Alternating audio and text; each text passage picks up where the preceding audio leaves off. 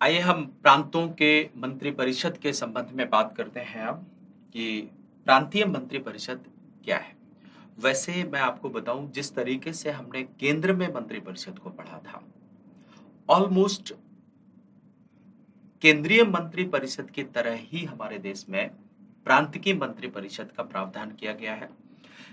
केवल संवैधानिक उपबंध परिवर्तित हो जाते हैं, तो कंसेप्ट ऑलमोस्ट एक जैसा है, तो आपको समझने में बहुत ज्यादा समस्या नहीं होगी। सिर्फ आर्टिकल्स प्रोविजन या कॉन्स्टिट्यूशनल प्रोविजंस पर चेंज होंगे, परिवर्तित होंगे, उनको आपको ध्यान में रखना होगा। बाकी एज इट इज है, इसको भी मैंने वैसे ही उसी फॉर्मेट पर रखा है ताकि आप लोगों को समझने में आसानी रहे कि मंत्रिपरिषद के गठन का उद्देश्य क्या है, मंत्रिपरिषद का गठन, फिर हम पदावधि को देखेंगे, फिर मंत्रियों की संख्या कितनी होगी, भारत में मंत्रियों के प्रांतों में कितने प्रकार होते हैं, मंत्रियों का उत्तरदायित्व का सिद्धांत क्या होगा, मंत्रियों को वेतन भत्ते कैसे मिलते हैं, कहाँ से मिलते हैं, मुख्यमंत्री की स्थिति क्या होती है, राज्यपाल के ऊपर मंत्रिपरिषद की सलाह कितनी बाध्यकर होती है।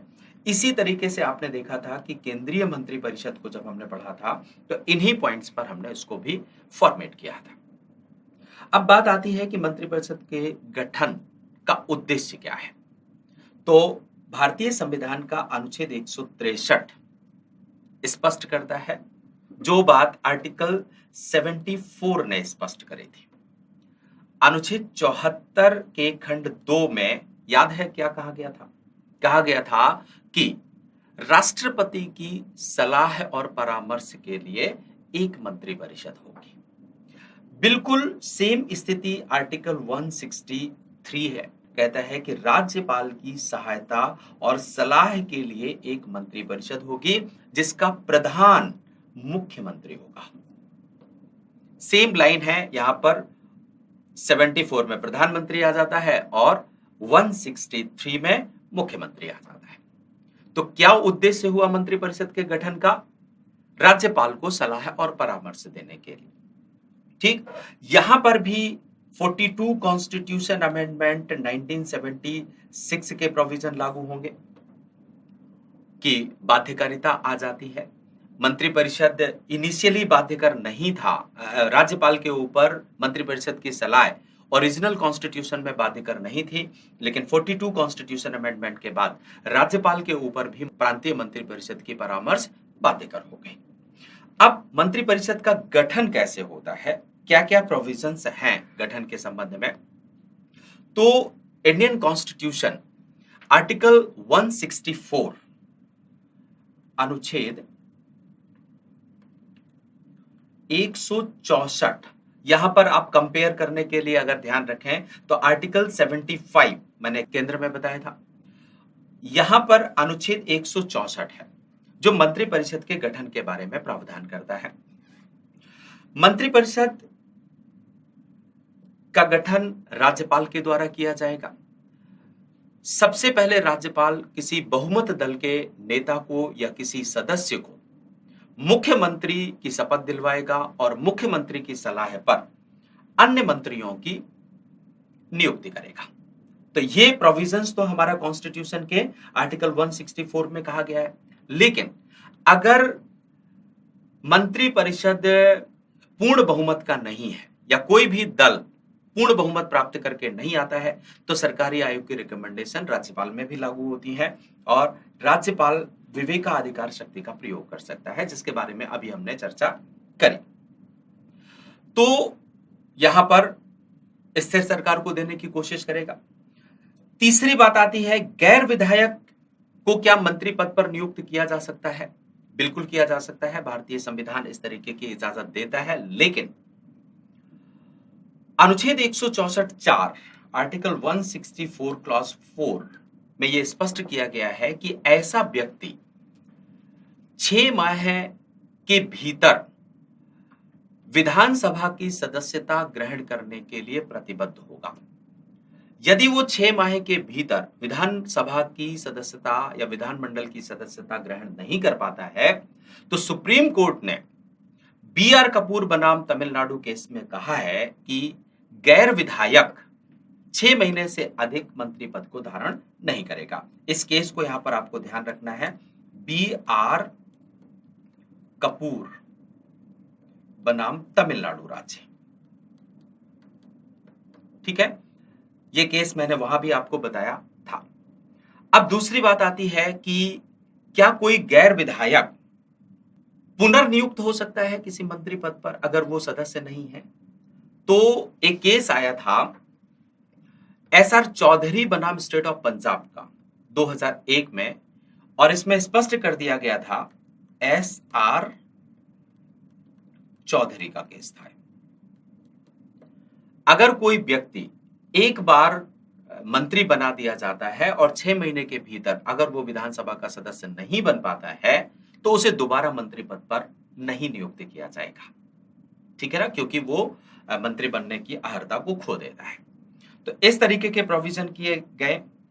ऐसा व्यक्ति जो मंत्री बनने के लिए निर्धारित हो गया, अब मंत्री के द्वारा शपथ का प्रोविजन भी किया गया है।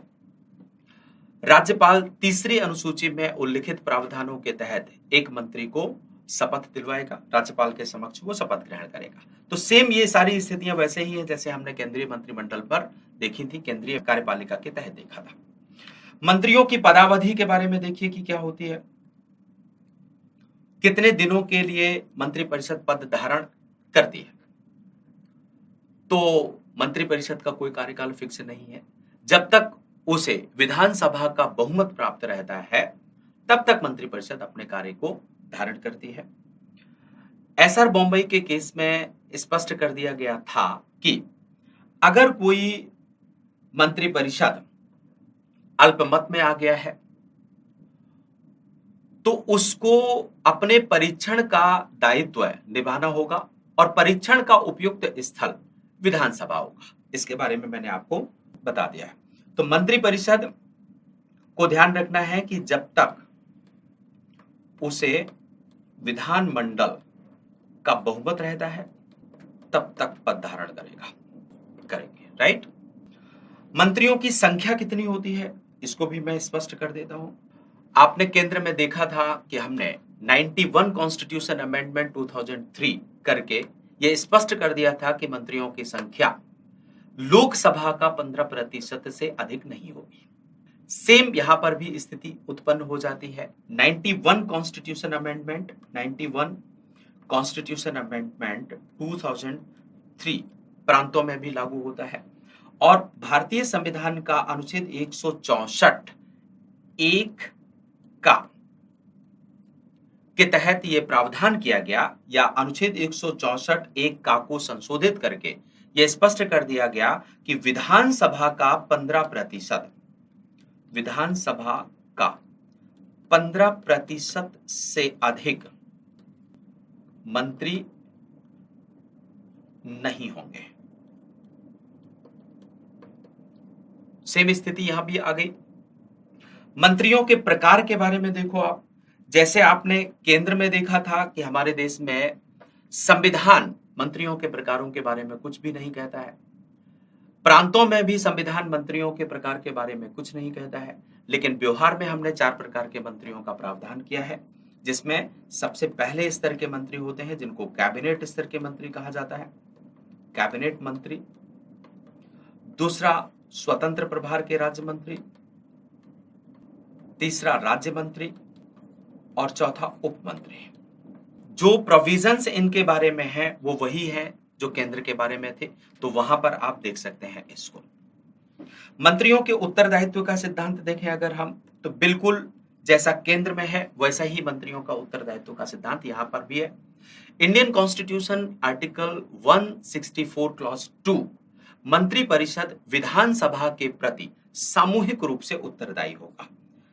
आर्टिकल 164 क्लॉज 2 कहता है कि मंत्री परिषद सामूहिक रूप से विधानसभा के प्रति उत्तरदायी होंगे।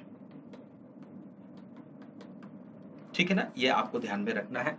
उत्तरदायित्व सिद्धांत में एक मंत्री वैयक्तिक रूप से राज्यपाल के प्रति उत्तरदायी होता है और सामूहिक रूप से विधानसभा के प्रति उत्तरदायी होता है। विधिक उत्तरदायित्व जो आर्टिकल 77 में देखा था वो यहां पर लागू नहीं होता है, क्योंकि केंद्र के मंत्री भी विधि के प्रति उत्तरदायी नहीं है, तो प्रांतों के मंत्री भी विधि के प्रति उत्तरदायी नहीं।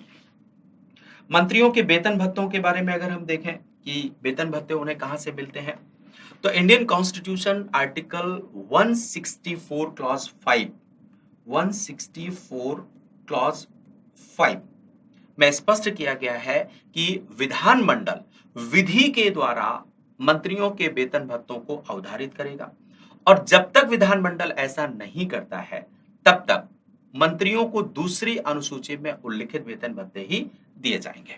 तो वहां आपने देखा था कि संसद मंत्रियों के वेतन भत्तों को अवधारित करेगी, और जब तक संसद ऐसा नहीं करती है तब तक दूसरी अनुसूची में उल्लिखित वेतन भत्ते प्राप्त होंगे। यहां विधानसभा अवधारित करेगी। तो यह मंत्रियों के वेतन भत्तों के बारे में। मुख्यमंत्री की स्थिति ठीक जैसे केंद्र में प्रधानमंत्री की स्थिति होती है, वैसे ही प्रांतों में मुख्यमंत्री की स्थिति होती है। बाध्यकारिता के बारे में क्या क्या प्रावधान है? राज्यपाल के ऊपर मंत्रिपरिषद की सलाह कितनी बाध्यकर होगी, इसके बारे में मैंने आपको एक डिस्कस किया था केस शमशेर सिंह बनाम पंजाब राज्य का, और ये केस कहता है कि राज्यपाल एक संवैधानिक पद है जो मंत्रिपरिषद की सलाह के आधार पर ही काम करेगा। हालांकि आर्टिकल 163 क्लॉज 2 राज्यपाल को कुछ विवेकाधिकार प्रदान करता है, लेकिन उन विवेकाधिकारों के संबंध में भी एसआर बॉम्बई के केस में यह स्पष्ट कर दिया था कि विवेकाधिकार का प्रयोग राज्यपाल मनमाने ढंग से नहीं कर सकता है। तो एक प्रकार से राज्यपाल की सलाह बाध्यकर है। कुछ डिस्क्रिशनरी पावर्स हैं जिनकी पर चर्चा हमने कर ली। तो मंत्रिपरिषद के बारे में आपको यही छोटी छोटी सी चीजें जानना है। केंद्र के बारे में बहुत ज्यादा आप जान चुके हैं, व्यापक रूप से हम इसके बारे में पढ़ चुके हैं। Okay, thank you very much.